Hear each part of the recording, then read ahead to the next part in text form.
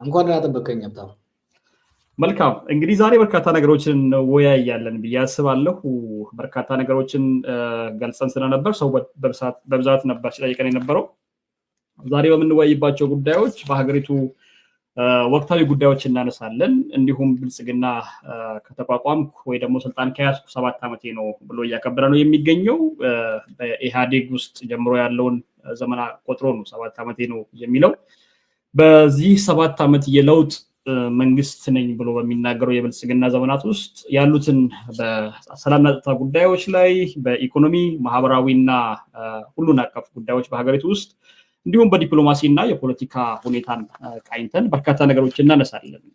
ይህንን ለውጥ ለማምጣትም በርካታ ነገሮች ሲደረጉ ነበር የነበሩት። ይህ ለውጥ ለማምጣትም ምንድን ነበር ሲደረግበት የነበረው መንገድ የሚለውን ነገር እናነሳለን። ወደኋላ መለስ ብለን ቅድመ 2018 የነበሩትን ዘመናት እናስታውሳለን። ከዛ እስከዛሬ ያሉትን ቀናቶች በልዩ ሁኔታ አንተም የምትተችባቸውንና የምትወቀስባቸውን ነገሮች በልዩ ሁኔታ እናነሳለን። አብይ አህመድ ሲጓዝባቸውና ሲሄድባቸው የነበሩ መንገዶችን እንቃኛለን። ስኬቴ ናቸው ብሎ አብይ አህመድና ብልጽግና መንግስት ዛሬ የሚያነሳቸውን ነገሮች በስፋት እንቃኛለን። ላለፉት 7 ዓመታት ሀገሪቱ ውስጥ የነበረውን የፖለቲካ ሁኔታ በልዩ ሁኔታ እንቃኛለን። ለዚሁም እንግዲህ ፈቃደኛ ሆነ ጊዜን ሰጥተህ ስለተገኘ ልብ አመሰግናለሁ። በድጋሚ እንደ ቅድመ ጥያቄ ይሁንልኝና ጀዋር 2018 ዓመት በፊት የነበረችውን ኢትዮጵያ ይናፍቃታል ወይ ዛሬ ላይ ቆሞ? እቺን እንደ መግቢያ እንሰዳትና ከዛ እንነሳለን። እስኪ ነው አናፍቃትም። እኔ ሁሌም ወደፊት ነው መሄድ ያለብን ብዬ ነው የማስበው። የነበረው ስርዓት አስከፊ ነው። ከዛ ወዲህ የነበረው ብዙ የተባባሱ ነገሮች ቢኖሩ ትላንት ህዝቦች ላይ ሲደርስ የነበረው መከራ ማሰቃየት የሚያስቆጭ እንጂ የሚያስናፍቅ ነገር የለውም። ሆኖም ግን አሁን በህዝብ ውስጥ እንዲህ አይነት ስሜት በተወሰነ ደረጃ እንዳለ እረዳለሁ። በተለይ ደግሞ የሰላም እጦት አንጻር የሰው ልጅ በኑሮ ውስጥ ህዝብ ነፃነት ይናፍቃል። ነፃነትን ስለፈለገ መድሎ እንዲቀር ጭቆና እንዲቀር ስላሰበ ነው በኢህአዴግ ስርዓት ላይ አምጾ ለውጥ ያመጣው። ነፃነትን ግን ከሰላም ጋር ነው አያይዞ ማግኘት የፈለገው የተመኘው። ለውጥ ሲመጣ አንጻራዊ ሰላም ነበር፣ በተወሰነ ደረጃ ስታቢሊቲ ኦርደር ነበረ። በዛ ላይ ዲሞክራሲና ነፃነት እንዲመጣለት ነው ህዝቡ የታገለው፣ እኛም ያታገል ነው። አሁን ነፃነቱ ቀርቶ የሰላም እጦቱ መምጣቱ ኦፍኮርስ ቢያንስ ሰላም ነበር የሚል አመለካከት ህዝብ ውስጥ እንዳለ እረዳለሁ። በበኩሌ ግን ወደኋላ መሄድ አይገባምም አይቻልምም። ያሉ ነገሮችን አሻሽሎ ሰላምንም ዲሞክራሲንም አጣምሮ የሚያስኬድ ስርዓት መገንባት ይሻላል የሚል ያለኝ። መልካም እንግዲህ ይሄንን ነገር ያነሳሁት አንተም ልነካካው እንዳሰብከው ህዝቡ ናፍቀን ያ ዘመን የሚልበት ወተን የምንገባበት አይናፍቀንም ነበር። ቢያንስ ወተን ለመግባት አንሰጋም ነበር። ያሉት የመልካም አስተዳደር ችግሮች፣ የኢኮኖሚ ተጠቃሚነት እና እኩል ፍትሃዊ ሆኖ ባለው ኢኮኖሚ ሁኔታ ላይ የመሳተፉ ጉዳይ እንዳለ ሆኖ ቢያንስ ዛሬ ካለችው ኢትዮጵያ የ2018 ቅድመ ሁኔታ ሁለቱን አስቀምጠን አንድ ላይ ስናነጻጽራቸው ይናፍቀናል የሚሉ በርካታ ሰዎችን ስላጋጠሙኝ ነው ይህንን ያነሳሁትና ቀጣይ ጥያቄ የሚሆነው እስኪ 2018 በፊት የነበረችዋን ኢትዮጵያና ትግል ስታስደርጉባት የነበረችዋን ኢትዮጵያ በተለይም ቄሮ ሲያደርገው የነበረውን ትግልና ያቺን የመጨረሻዎቹን በተለይ 2018 ከመግባቱ የመጨረሻዎቹ 16 17 2018 አጋማሽ ድረስ ያለውን የኢትዮጵያ ፖለቲካ ሁኔታ እንዴት ትመለከተዋል? እንዴት ታስታውሰዋለህ? ዛሬ ካለው ጋር ምናልባትም ብታነጻጽረውና የነበረውን ተስፋና ሲደረግ የነበረውን ትግል ተይዞ ሲጓዝበት የነበረውን መንገድ ብታነጻጽረው አጠር አድርገን ብናነሳው። ያው እንግዲህ የዛ ዘመን በዛ ዘመን ውስጥ ያደገን ሰዎች ስለሆነ ዘመኑን እናውቀዋለን። በቅናዊ ነበረ፣ መድሏዊ ነበረ፣ ሙስና የተንሰራፋበት ስርዓት ነበረ። ትግሉም የተካሄደው እነዚህ ነገሮች ወጥቶ ታይነት እና ዲሞክራሲ እንዲሰፈር ህዝቡ ከፍተኛ ተስፋ ነበረው። ያ በዚህ የዛሬ 7 ዓመት ኦልሞስት መጀመሪያዎቹ 6 ወራት የመጀመሪያው 1 ዓመት አካባቢ ህዝባችን ከፍተኛ ተስፋ ያደረበት የለውጥ ትንፋሹም ህዝቡ የተዳረሰበት ሀገሪቷንም ሰጥቶ ወደ ተረጋጋ ልማታዊ ዲሞክራሲያዊ ስርዓት ለማሸጋገር እድል የነበረበት ነው። ያ እድል ግን ተጨናግፎ ዛሬ ስለ ልማትና ስለ ዲሞክራሲ ማውራት ሳይሆን ስለ የህዝቦች እና የሀገር ህልውና ጥያቄ ውስጥ የገባበት ሁኔታ ነው ያለው እና የሚያሳዝን ነው። ሆኖም ግን የድሮ ስርዓት ናፋቂ የማያደርገኝ ምንድን ነው የኢህአዴግ አገዛዝ መድሏዊ ባይሆን ኖሮ አምባገነናዊ ባይሆን ኖሮ የፖለቲካ ምህዳሩን ቢከፍት ኖሮ ወደዚህ ላንገባ እንችል ነበረ። ምህዳሩ መዘጋቱ መድሏዊነቱ ነው ኢቨንቹዋሊ ለእንዲህ አይነት ነገር ለመጋለጥ እድል ከፍቷል። የግድ ኢህአዴጎች የፈጠሩ አይደለም። ኦፍኮርስ ከነሱ ውስጥ የወጡ ሰዎች ናቸው ይሄን የፈጠሩት። ብልጽግና ይባል እንጂ እኮ ይሄም ኢህአዴግ 2.0 ነው። ፕሮፌሰር መራን እንደሚለው ኢፒአርዲኤፍ 2.0 የሁለተኛው ዙር ኢህአዴጋዊ አገዛዝ ነው የቀጠለው። በነገራችን ላይ የቀድሞ ስርዓትና የአሁኑ ስርዓት ለማለት ምናልባት ህወሓቶች ከውስጡ ከመውጣቱ በስተቀር አሁን ያለው ስርዓት ኦልሞስት ሴም ሰዎች ናቸው። ከወረዳ ጀምሮ እስከ ፌዴራል ያሉት 95% በላይ የሚሆኑ ሰዎች እዛው ስርዓቱ ለ27 ዓመታት የቆዩት ናቸው። አሁንም ላለፉት 7 ዓመታት ቀጥለው ያሉት። እናም ቀጣይነት ነው ያየነው። ነገሮች ተባብሰው ግን ሰዎቹ በዛ ነው የቀጠሉት። ጥሩ እንግዲህ አሁን ወደ 2018 ልውሰድህ እና 2018 ላይ ታቅዶ ታልሞ የተገባበት የሽግግር መንግስት የሚባልበት ወይ ደግሞ አሻግራቸዋለሁ ብሎ ጠቅላይ ሚኒስትሩ ጭምር ሲናገርበት የነበረ ኢህአዴግም ራሱን ቁጭ ብሎ ገምግሞ በስብሰናል እንደዚህ ሆነናል ብሎ አዲስ አመራር ወደፊት ያመጣበት ጠቅላይ ሚኒስትር ኃይለማርያም ደሳለኝ ከአቅሜ በላይ ነው ሀገሪቱን ለማስተዳደር ብለው ራሳቸውን እጅ ሰጥተው ሌላ አዲስ ጠቅላይ ሚኒስትር የተሾመበትን ሁኔታ ነው የምናስታውሰው እና ምንድን ነበር በዛን ሰዓት ስጠብቅ የነበረው? ምንስ ያሳካችሁት ነገር አለ ወይ ደግሞ የተሳካ ነገር አለ? ከዛ ትግል ታቅዶ ሲኬድባቸው ከነበሩ ነገሮች ምን የተሳኩ ነገሮች አሉ? ምንድን ነበርስ ምክንያቱ የዛን ጊዜ የመጣውን ለውጥ መሬት ለማስያዝ ያልተቻለበት ሁኔታ? በመጽሐፍ ውስጥ በዲቴል እንዳስቀመጥኩት እስከ ሰመር 2017 እስከ 2017 ክረምት ድረስ በእቅድ ነበር እየሄድን ያለ ነው። ጥሩ እየሄደ ነበር ያለው። ከዛ በኋላ ሲደረጉ በኢህአዴግ ውስጥም እየመጡ ያሉ ፍትጊያዎች፣ በህወሓት መካከል እየመጡ ያሉ ፍትጊያዎች መንገጫገጭን ፈጠሩ። ትልቁ ችግር የፈጠረው ግን ኦፒዲዮ አብይ ወደፊት ማምጣቱ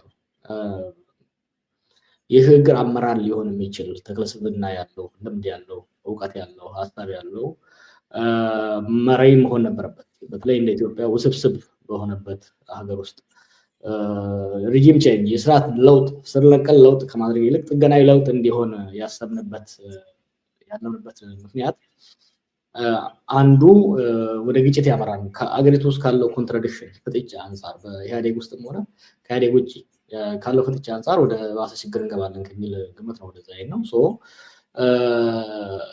ያንን አቻችሎ ኢህአዴጎችንም እርስ በርሳቸው አቻችሎ ኢህአዴግና ተቃዋሚ ህዝብና መንግስትን አቻችሎ ሊሄድ የሚያስችል አመራር ያስፈልግ ነበር።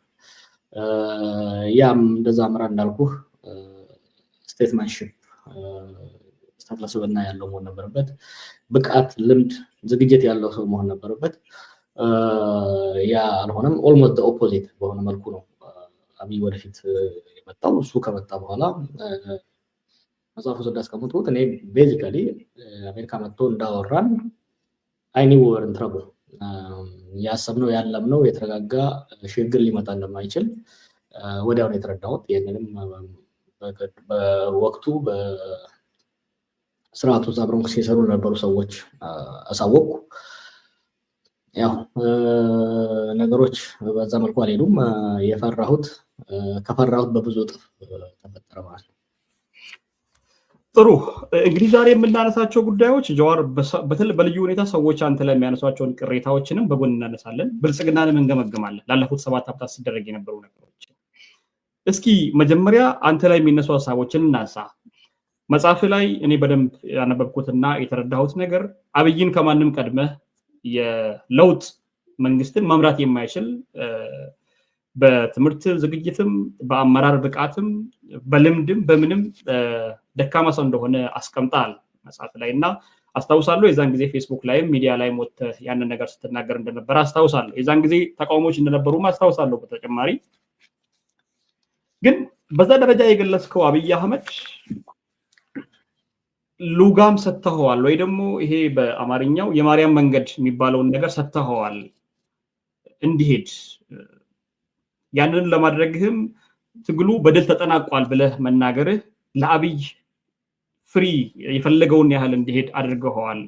በዛ ምክንያት ቄሮም ተበትነዋል። መቃወም የሚችለው ኃይልም በቃ የፈለግነው ነገር ተሳክቷል ብሎ ወደ ቤት እንዲመለስ ሆኗል ብሎ የሚተቹ ሰዎች አሉ። ምን ትላለህ እዚህ ላይ? ለትችቱ ፌር ነው አይደለም የሚለው እንግዲህ ለአንተ አይነት ጋዜጠኞች መተው ነው። አብይ አይሆንም ስል ኦልሞስት ብቻዬን የቆምኩት ከፍተኛ ተቃውሞ ነው። እኔ ስቃወም ከፍተኛ ተቃውሞ ነው የደረሰብኝ። ቀንተህ ነው ሌሎች በሚዲያ መናገር የማያስፈልጉ አይነት ትችቶች ይደርሱ ነበር። ሰውም ከ4 ዓመት ትግል በኋላ የመሰላቸት ሂደት ነበረበት። ከራሴ ቤተሰብ ሳይቀር በቃ ነው ተው የሚል ነበር። ከኦሮሞ ውስጥ ኦሮሞ ወደ ስልጣን እስከወጣ ድረስ፣ ሌላው ህዝብ ደግሞ ወያኔ እስከወረደ ድረስ፣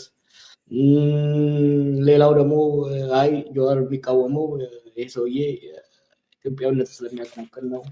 የተለያየ አይነት ተቃውሞ ሲደርስብኝ ነበረ እና ሀብታሙ ሆቴል ድሩስ ስታሰዳሁት ይማይሰል ፎር ፈርስት ታይም ምናልባት እኔ እየተናገርኩ ያለው ነገር ስላልታያቸው ነው ወይስ ሜቢ አም ሮንግ የሚል ትሩዝ ገባው። ሰዎች ከኢትዮጵያ ተነስተው እስከ አሜሪካ ድረስ መጥተው አሜሪካ አካባቢ ያሉ ሽማግሌዎች አሁን የፖለቲካ አመራሮች ጭምር ቤዚካሊ ያስቀምጡኝ አልቻሉ። አይ ሴድ ኦኬ ምንድን ነው ያለው አማራጭ? ሜቢ አም ሮንግ ኦኬ ሌትስ ትራይ ወደሚለው ነው የገባሁት። ከዛ በኋላ ዝም ስል ደግሞ ለምን ዝም ስላለህ ደግፍ፣ ይህን ሽግግር ተረባረቡና ከዳዳ ደርሱት ደግፈው እርዳው የሚል ጫና መጣ። አይ ሴድ ኦኬ ሌት ሚ ትራይ ክሪቲካል ሰፖርት በሂሳዊ ድጋፍ በማድረግ ልሞክር የሚል ወሰንኩ። ወደ ሀገር ቤት ገባሁ። መጀመሪያው 1 ዓመት የዛ ላይ ስሞክር ነበር። የመጽሐፉ መጨረሻ ላይ እንዳስቀመጥኩት ወደኋላ መለስ ብዬ ሳይ was there really anything we could have done? ምን ማድረግ ይቻል ነበረ? ኦኬ ይሄ ሰው አይሆንም ስል ይሆናል አሉ። ደግፉትና ደጋግፋቸው ሽግግሩ ይሳካ ተባለ። ሄድን፣ እሱም አልተቻለም። ያን ስንሞክር ግን ሁለት ነገር ይዘን መሄድ አንችልም ነበር። ወይ በተቃውሞ መቀጠል ነበረብን ወይ መደገፍ ነበር። በተቃውሞ እንዳንቀጥል ተቃውሞ ይቆም ተባለ። ከኦሮሞ መካከል ይሄ ሰው ኦሮሞ ነው፣ ምንም ቢሆን የኦሮሞ መሪ ነው፣ የመጀመሪያው ኦሮሞ መሪ፣ እንዴት ትቃወማላችሁ? ለምን ታደናቅፋላችሁ? ምን መጣ። ከሌላው ወገን ደግሞ ይሄ ሰው ብሔርተኝነት ስለሌለው ነው፣ ኢትዮጵያዊነት ስለሚያቀነቅን ነው የሚል ትችት መጣ።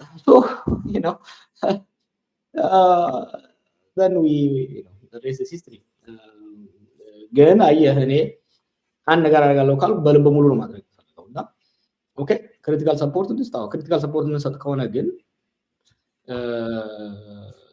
ለወጣቱ ሌላ ነገር ለራሴ ሌላ ነገር እያልኩ መሄድ አልችልም ነበር። መሆን ያለበት ኦኬ ክሪቲካል ሰፖርት ማለት ሀገር እንዲረጋጋ የሽግግር ስራ በአብዛኛው በህዝብ ሳይሆን በፖለቲካ ኤሊት ነው የሚሰራው። የተቃውሞ ስራ በህዝብ ይሰራል፣ በስትሪት ይሰራል፣ በወጣቶች ይሰራል። የማሸጋገር ስራ ግን የፖለቲካ ኤሊት ፓክት ጉዳይ ነው። የፖለቲካ ልሂቃኑ ድርድር፣ ንግግርና ውይይት ነው። የፖለቲካ ልሂቃኑ ወደኋላ ሄደህ ብታይ ያኔ ጽሑፍና ስናገር የነበረው የፖለቲካ ልሂቃኑ ተደራድረው ተነጋግረው የጋራ ሮድማፕን ዲቨሎፕ እንዲያደርጉ ከተፈለገው ፋታ ሊሰጣቸው ይገባል።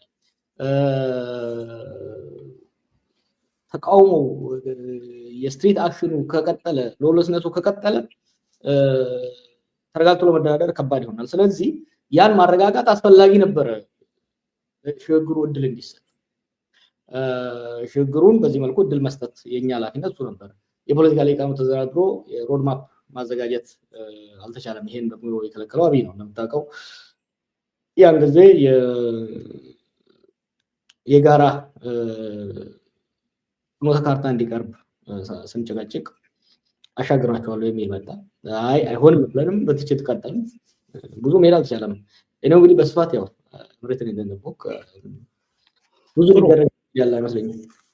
እሺ ጀዋር፣ ቀጣይ ጥያቄ አንድ ጥያቄ ላስከትልና ቀጥታ ወደ አብይ ስርዓት ያለፉት 7 ዓመታት ግምገማ የመጀመሪያው ርዕስ ወደ ሆነው ሰላምና ጸጥታ ጉዳይ አሻግርሃለሁ። የመጀመሪያ ከዚህ ጋር አስቀጥዬ ካንተ ጋር በሚያያዙ ጉዳዮች የማነሳለ ጥያቄ አብይ አህመድ ስልጣን ላይ በመጣበት ጊዜ ጀዋር መሐመድን ልክ መንግስቱ ኃይለማርያም ኃይለቪያ እንደተጠቀመበት ተጠቅሞበታል የሚሉ ሰዎች አሉ። ጀዋር የፖለቲካል ሳይንስ ተመራማሪ እና በዛም ብዙ ርቀት ሄዶ ያየ ነው። ዓለም አቀፍ ላይ በርካታ ነገሮችን ሰርቷል። ግን ኢትዮጵያ ውስጥ የመጡትን የፖለቲካዊ ለውጦችንና አብዮቶችን ጭምር አብዮቱን ያመጡ ሰዎችን የበሉ አብዮቶችን ጭምር አላወቅም ወይንስ አውቆ ነው እዛ ደረጃ የሄደው? አብይን መደገፍ እንዳለ ነው። ግን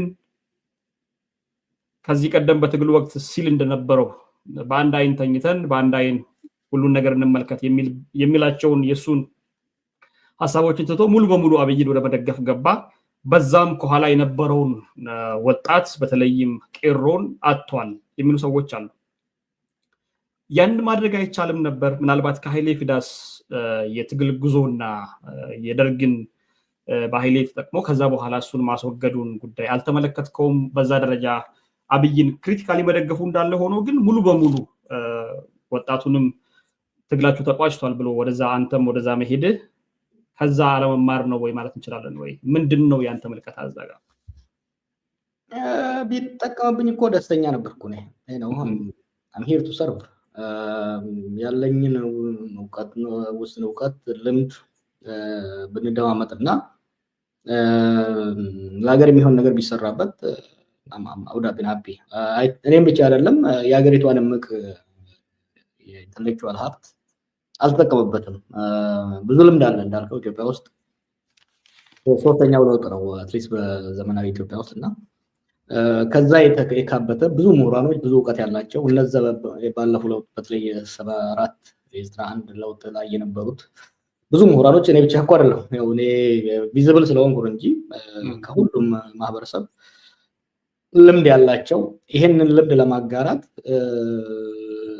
አገር ቤት ውስጥ ያሉትም ውጭ ያሉትም ተሰብስቦ እኮ ነው የገባው። ማን ነው ውጭ የቀረው? ሁሉም ከኦሮሞው፣ ከአማራው፣ ከሶማሌው፣ ከትግሬው ሰው ተሰብስቦ the goodwill is there ለመርዳት ለመደገፍ ይሄን ነገር ለማሳካት ይሄ እድል እንዳይጨናገፍ ከፍተኛ ርብርብ ነው የተደረገው። ከፍተኛ ሙከራ ነው የተደረገው። ግን ሊጠቀምበት አልቻለም። ነገር ግን አሁን ጀዋር አንተ አልተጠቀመብኝም ትላለህ እንጂ በርካታ ሰዎች ምንድነው የሚሉት? አዎ